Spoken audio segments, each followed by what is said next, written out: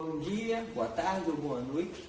Eu sou o Victor Gabriel, tenho 20 anos, sou um homem de pele escura, estou com uma camisa amarela e com uma calça cinza e estou com o cabelo também um pouco amarelo. Estou aqui para te guiar numa exposição guiada por mim, para você entender a jornada do 2º Distrito de Duque de Caxias.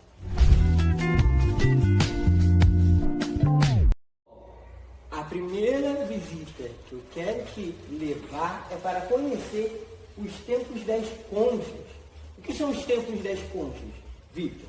Os Templos das Conchas são aqueles templos que têm por volta de 4.000 anos, 6.000 anos, dos primeiros povos originários daqui do Brasil, que são os povos que chamamos de povos sambaquis. Se você não conhece o que são os povos sambaquis, são os povos que eram indígenas, vamos colocar assim, termo indígenas, que se mutuavam em conchas grandes, isso tem aqui, ó. Isso aqui são conchas, sabe? Vocês estão conseguindo ver. E esses montoeiros de conchas é onde eles viviam, e esses montoeiros são chamados de sambaquis. E eles viveram na região litorânea aqui, e também tem resquícios das vidas dele aqui no São Bento, no 2º Distrito daqui de Caxias, com duas pessoas com 2 ossuários, né, que é um homem e um menino, virados totalmente para o sol, e está aqui no 2º Distrito de Duque de Caxias. Um outro tempo, uma outra era que iremos te levar também é para o tempo da Jacutinga. O que significa Jacutinga, Vitor?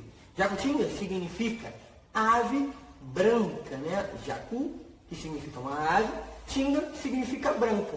E como eles viviam perto do rio Jacutinga, eles foram colocados esse nome neles, pelos povos tupinambás, né? Eles marcam até a herança fortemente dos tupinambás, já construindo ocas, construindo seu próprio território, e tem uma presença fortíssima deles aqui na Baixada, marcando esse início da Baixada Fluminense. Agora iremos falar sobre um outro tempo, uma outra era. Eu quero que você venha comigo nessa. A era que eu estou falando agora é o tempo dos beneditinos. A gente está falando ali basicamente do século XVII, século XVIII. Essa ordem dos beneditinos foi criada por São Bento, né? Por isso que é beneditinos. E eles vieram para cá, catequizavam, construíam igrejas, tomavam conta de fazendas, de engenhos, e também tomavam conta de terras que estavam sendo desapropriadas do governo. Vamos falar agora sobre uma grande era.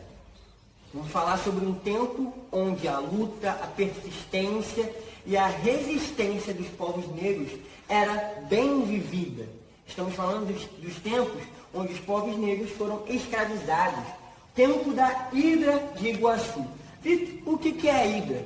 A Hidra, não sei se vocês conhecem a mitologia grega, a Hidra é vamos botar uma grande besta fera. Essa grande besta tem várias cabeças. Enquanto mais você cortava essas cabeças, mais outras cabeças elas criavam para guerrear. E quando comparamos a Hidra com esses povos que fugiam dos engenhos para se formar em quilombos, que estão aqui também no São Bento, estamos falando sobre a resistência. Quanto mais machucavam, mais resistência eles ficavam. Quanto mais as pessoas iam atrás, mais forte eles ficavam. Por isso que falamos sobre a Hidra de Iguaçu, no tempo onde os negros viviam sob a resistência. Vamos agora entrar numa época mais recente, num tempo mais recente, no início na década de 40, década de 60 já, no século XX. Estamos falando sobre um projeto agriculista no governo getulista, né, de Getúlio Vargas. Esse projeto agrícola, ele era basicamente um projeto que queria ocupar terras que tinham fazendas, terras que não havia nada.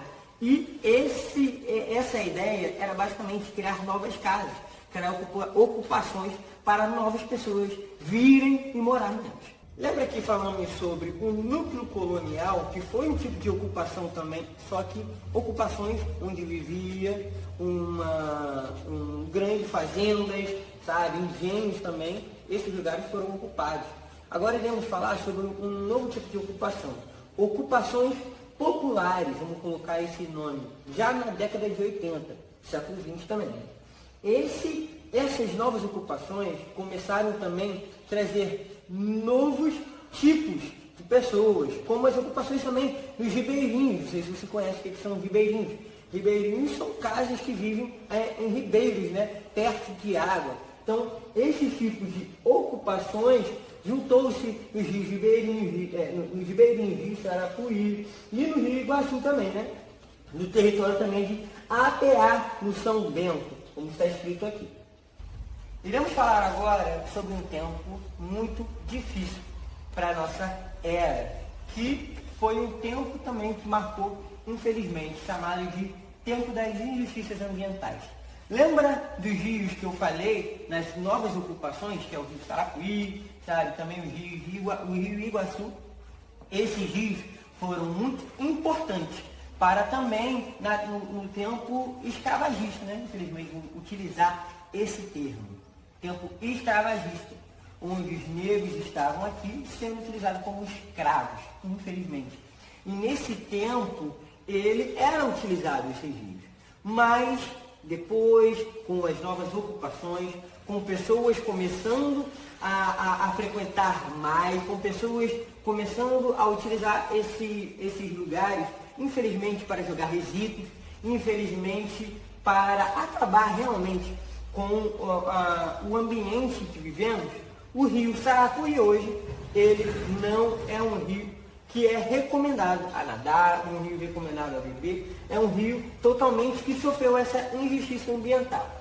Não sei se você está conseguindo reparar, mas aqui temos uma imagem viva de um dos lugares que temos aqui, que é o lugar chamado Cidade dos Meninos. Não sei se você conhece lá a Cidade dos Meninos, hoje tem até um monte, né? Um monte dos meninos que é lá no Pilar. A Cidade dos Meninos era um centro ocupacional onde traziam-se pessoas, meninos, para cuidar, meninos também, no sentido de podemos colocar como um orfanato, onde pessoas eram cuidadas. Só que, depois de um tempo, essa cidade hoje é chamada de cidade envenenada por muitas pessoas. Porque resíduos hospitalares, resíduos químicos caíram no solo e degradaram totalmente o solo da Cidade dos Meninos. E hoje, depois de um tempo, foi uma cidade que não era mais habitada por ninguém, por conta dessa injustiça ambiental, por conta desses químicos que varreram e devastaram totalmente o solo. Você sabia que no segundo distrito temos grandes heranças patrimoniais, como a igreja no Pilar, não sei se você conhece, a igreja também que fica no São Bento, que também vem, não sei se você lembra, que eu disse sobre beneditinos, essa igreja também. Também temos o Museu Vivo de São Bento, que são lugares onde trazem esse valor patrimonial, que foi deixado em tempos e décadas, também temos aí, vivos nesse nosso território. Se você não conhece, recomendo que você ir procurar, porque é muito bom para você ir dar riqueza ao seu conhecimento, né? Para você entender de onde você veio, para você entender como você chegou até aqui. Tem um provérbio africano que é muito maneiro. Se você não sabe para onde ir, olhe para trás e lembre-se de onde você veio. Então, o Templo dos Patrimônios, ele traz esse valor, essa herança rica que nós que estamos aqui temos. Agora iremos entrar numa grande era que você também está envolvido. Você que está aí de casa me assistindo. Um tempo onde ICEPs foram criados, que são grandes escolas criadas por Darcy Ribeiro e Leonel de Moura Brizola. Não sei se vocês conhecem esses grandes nomes. Mas por que era abordar isso? Sabe por quê? Porque tudo que eu disse aqui, se não fosse por essas escolas e se não fosse por outras escolas, será que você saberia? Por isso que devemos valorizar o grande ensino, porque é o grande ensino que nos faz chegar em lugares grandes. É pelo ensino que conseguimos entender de onde viemos, como eu disse lá atrás. É pelo ensino que conseguimos entender por onde e aonde iremos chegar. É através de escolas, é através de você procurar saber, enriquecer o seu conhecimento, que o nosso mundo será muito mais desenvolvido.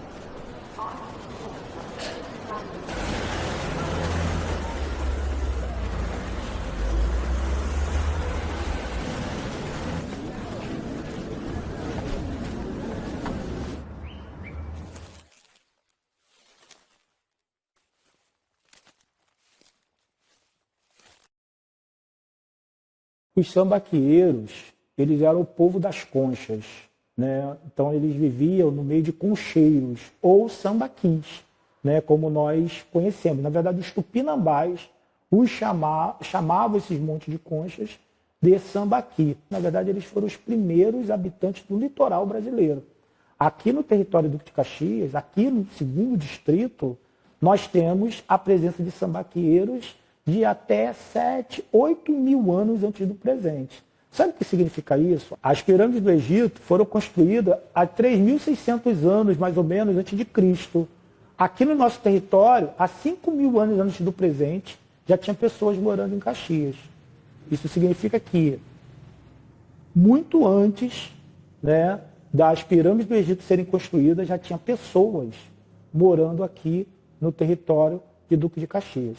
Esses moradores foram os nossos primeiros ancestrais, eram os sambaqueiros. E eles viviam nas proximidades da Baía da Guanabara, nas proximidades do Rio Iguaçu, do Rio Sarapuí, do Rio Meriti, do Rio Saracuruna. Porque eles eram exímios pescadores. Eles eram coletores, eles eram caçadores, mas eles viviam sobretudo da pesca e da coleta de ostras. Então eles comiam a ostra, né? E iam pegando a concha, e a concha eles iam fazendo esses montes de conchas. Usavam essas montes de concha para demarcar o território, e depois eles começaram também a usar esse monte de concha para morar nas proximidades dessas conchas. Por último, eles começaram também a enterrar seus mortos nessas conchas. Um enterramento ou um sepultamento num sambaqui ou num concheiro significa uma coisa muito importante, que esses sambaqueiros não estavam de passagem. Eles tinham uma experiência vivida nesse território de forma mais permanente. No sambaqui de São Bento, assim como em vários outros sambaquis pelo Brasil afora, nós temos o aterramento de 2 corpos, um menino e um homem adulto. No início, quando foram achadas as 2 pessoas ali, eu ficava imaginando que era um homem e uma mulher. E eu ficava pensando na minha cabeça que ia ter uma história de um amor romântico, que eles foram enterrados de mão dadas. Não é nada disso. É um homem, um adulto e um menino. O menino ele está enterrado com seu corpo esticado, com a cabeça voltada para o Oriente. E o homem adulto está enterrado na posição fetal, mas com a cabeça já voltada para o ocidente. As leituras que os arqueólogos e os antropólogos fazem disso é que os sambaqueiros observavam a trajetória do Sol e viam na trajetória do Sol uma possibilidade de compreender a existência humana, a existência daquele povo. Antes sobre os sambaqueiros, sobre esse sítio arqueológico e vários outros, é que nos sambaqueiros você não encontra muitos sinais de luta, você não tem sinais de afundamento de crânio, de ossos quebrados. Sabe o que significa isso? Os sambaqueiros eram um povo da paz. Eles viviam, sobretudo, numa integração com a natureza.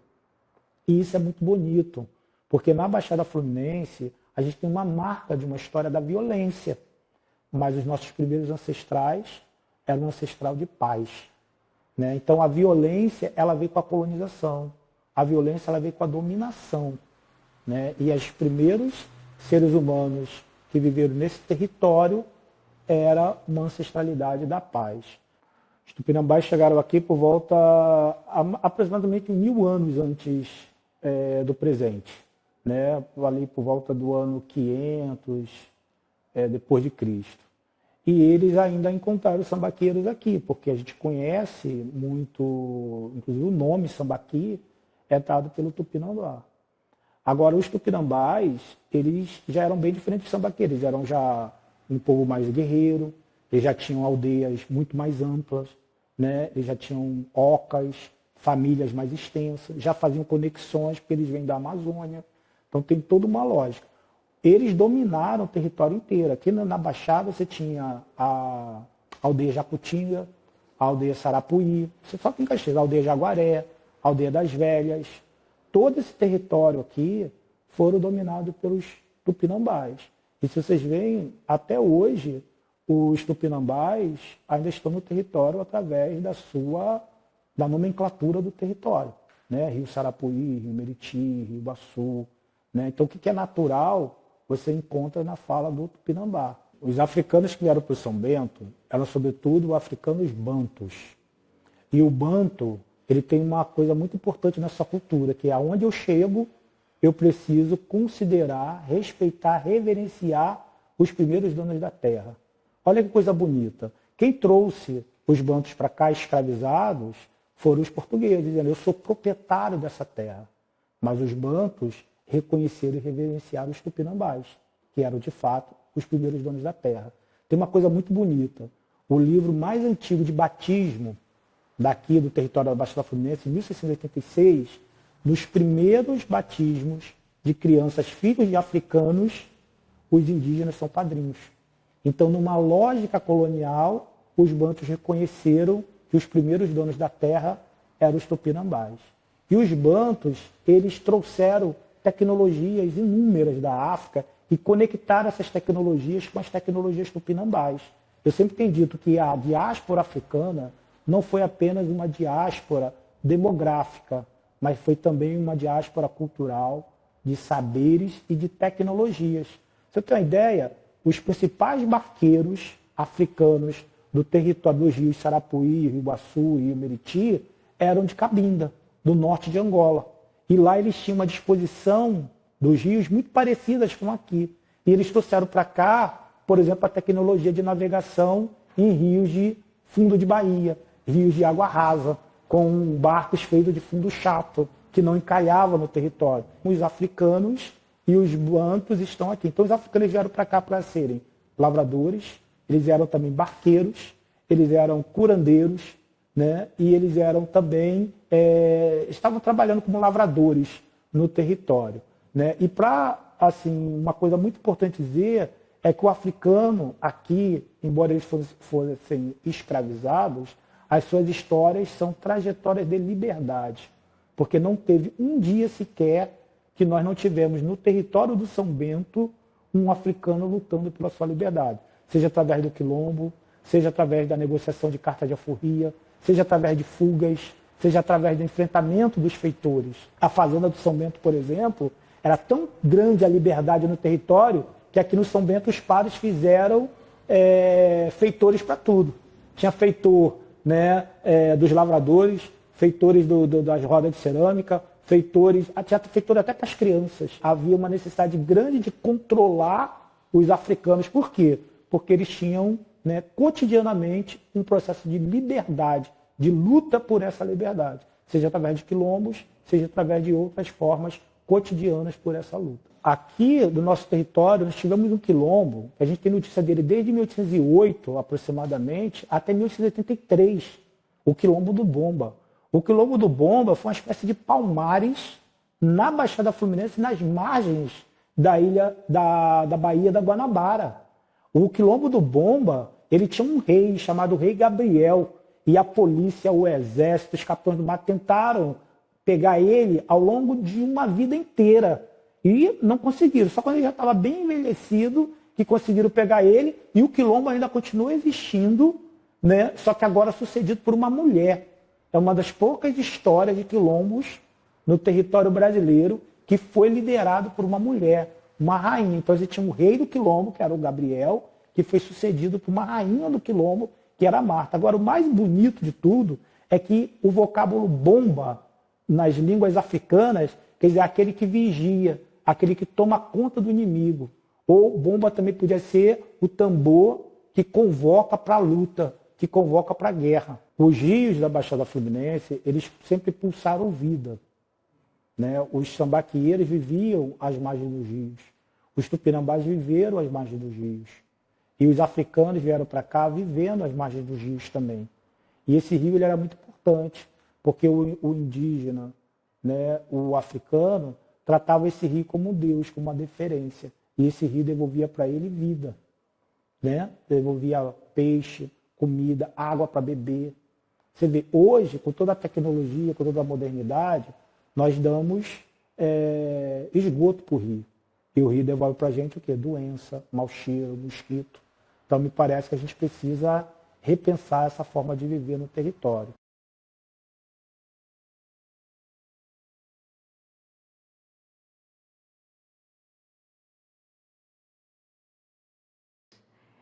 Esse tempo Vargas, só para a gente poder se situar historicamente, ele começa em 1930, primeira era, e vai até 1945. Primeiro governo Vargas, 15 anos de governo. Depois ele é deposto e volta eleito pelos braços do povo em 1950. Fica aqui até 1954. Então, esse curto espaço de 4 anos é conhecido como Segunda Era Vargas. Então, na Primeira Era Vargas, um dos grandes dilemas do governo federal era lidar com o abastecimento urbano da capital federal. O Rio de Janeiro crescia velozmente, mas não produzia alimentos para o abastecimento interno. Então, isso obrigava o governo a importar alimentos de outros estados ou até de fora do Brasil para assegurar o abastecimento. Isso implicava também nos valores do salário mínimo, que eram calculados no tocante à questão da moradia, transporte e alimentação. Então, o governo federal optou por uma saída estratégica de pensar as áreas que são da União, terras da União, transformá-la em cinturão verde para o abastecimento urbano da capital federal. E assim instituiu, na Baixada Fluminense, 4 núcleos coloniais. Desses 4 núcleos coloniais, 3 abarcam o município de Duque de Caxias. E entre eles, o mais importante, e foi o primeiro, foi o núcleo colonial São Bento. Então, o núcleo colonial São Bento, ele vai abranger um território gigantesco da antiga fazenda do Iguaçu, que pertencia aos monges beneditinos. E quando os monges perderam essa propriedade, por conta de endividamento público, essas terras se tornaram terras devolutas da União. O governo federal, então, pegou o território dessa fazenda e dividiu em 7 glebas. Uma delas é a sede gleba administrativa, onde ficava a equipe do funcionário do Ministério da Agricultura, alguns equipamentos urbanos de assistência à saúde e também de armazenamento da produção. As outras glebas foram divididas em núcleos, em lotes rurais, e esses lotes foram assentados colonos. Esses colonos, a maioria deles eram nacionais, portanto, brasileiros, que vinham do Rio de Janeiro, da capital federal, mas também de outros territórios. E uma parte também formada por imigrantes europeus, alemães, portugueses, Em 1938, eles instalaram aqui a primeira colônia japonesa do estado do Rio de Janeiro, aqui e depois também no núcleo colonial de Santa Cruz. É até interessante que nós vamos ter mais de 80 famílias instaladas aqui, né? E é aqui que começa, por exemplo, a história do judô, né? Interessante. Mas essas famílias assentadas, elas estão produzindo alimentos diversificados para o abastecimento da capital federal, sob a orientação dos engenheiros agrônomos do Ministério da Agricultura. Cidade dos Meninos, Pilar, Vona, Belfor Roxo, que aqui em Belfor Roxo também, Lote 15, por exemplo, Babi, Vale do Ipê, bairro do Amapá, Piranema, que pega lá nas nascentes do Rio Iguaçu, Parque Fluminense. Então você imagina que vários bairros de Caxias, Belfor Roxo e até de Nova Iguaçu, né, abrangiam esse território desse núcleo colonial. A partir da década de 30, o governo também vai enfrentar aqui um grande dilema, que é a questão da malária, né, das endemias rurais. Então, isso vai fazer com que o governo federal também invista na situação de pensar estratégias de combate a essa malária. Então, entre essas estratégias, eles criaram, em 1938, a Estação Fitossanitária de São Bento. Essa estação, ela tinha como missão investigar as endemias rurais, principalmente a malária, mas também investir em pesquisa para pensar e melhorar a produção vegetal. Então, a Baixada vira também o lugar da ciência, o lugar da pesquisa, tanto para o combate à malária. Aliás, primeiros espaços de investigação do combate à malária foram aqui em Caxias, nas áreas da União, tanto na FENEMEM em Xerém, quanto aqui no núcleo colonial São Bento. Em 1942, veio um outro projeto governamental getulista, que foi da Cidade dos Meninos. Eles pegaram uma das glebas do núcleo colonial e fizeram uma cessão dessas terras para a fundação da Civardas, esposa do presidente da República na época. Eles receberam financiamento do Walt Disney e da Fundação Rockefeller e construíram a Cidade dos Meninos. Inicialmente era para receber só meninos, mas no final acabaram recebendo meninos e meninas, virou Cidade dos Meninos. Em 1946, o governo federal construiu mais uma política, que foi o Instituto de Malariologia.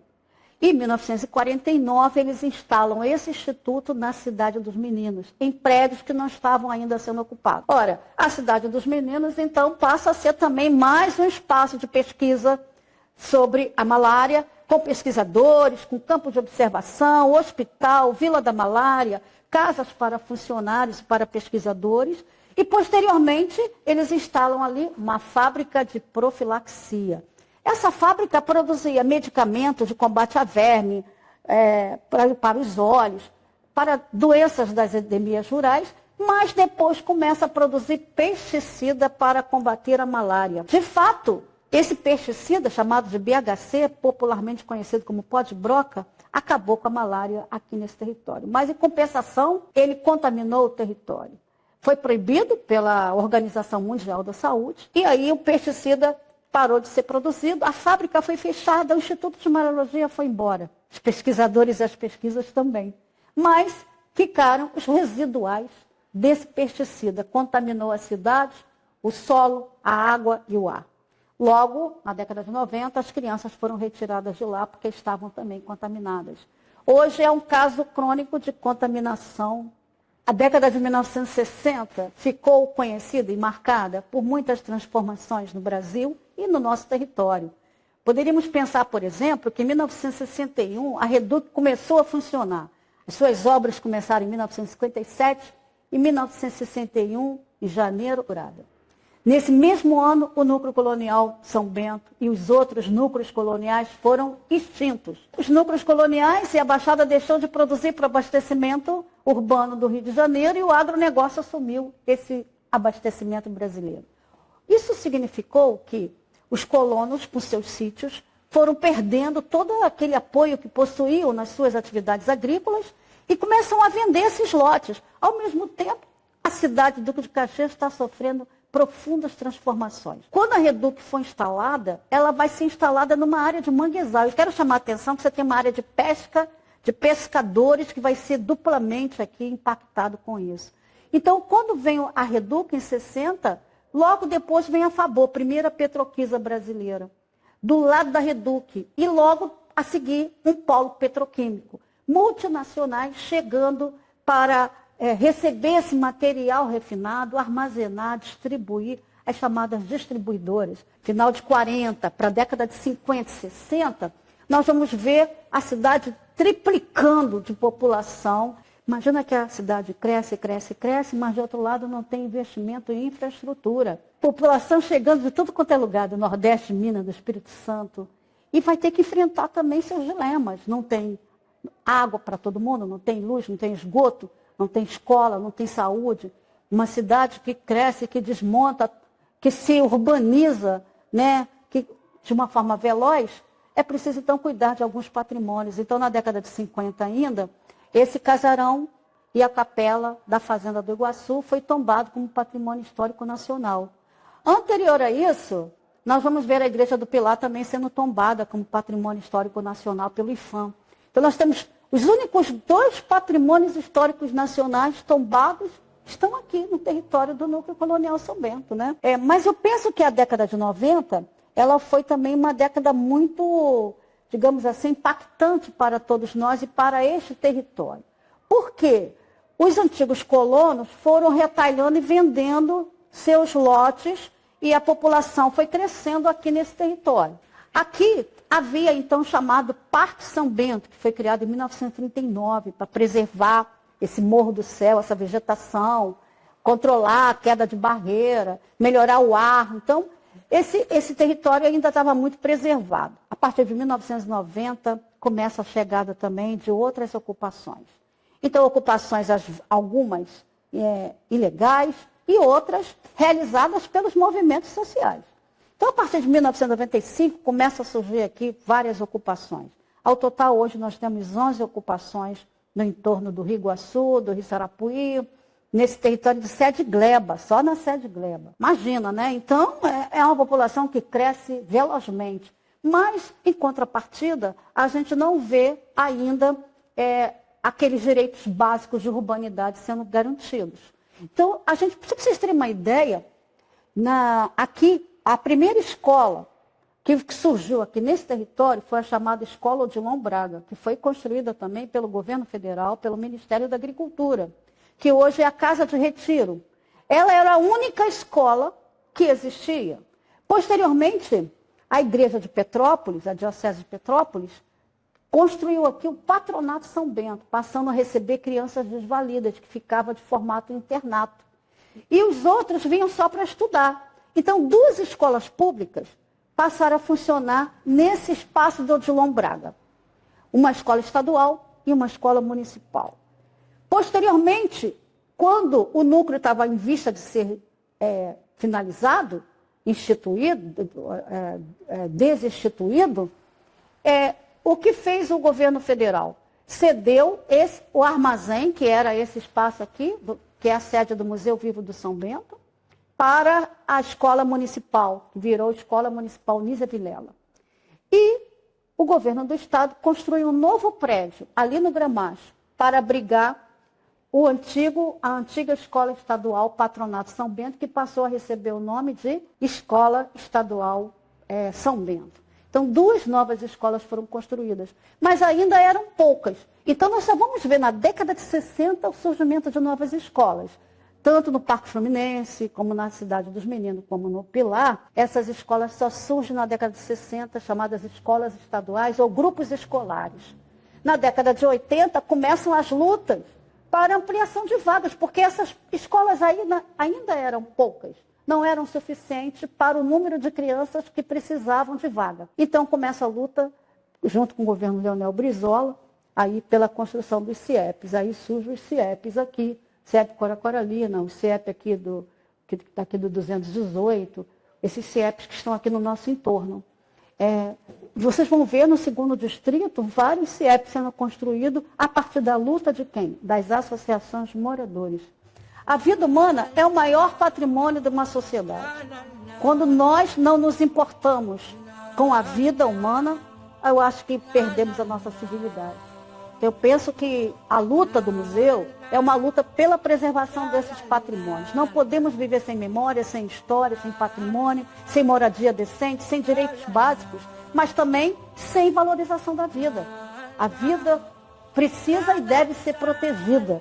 E então o museu ele tem esse papel, né, de fazer um trabalho de educação para o patrimônio. Esses painéis são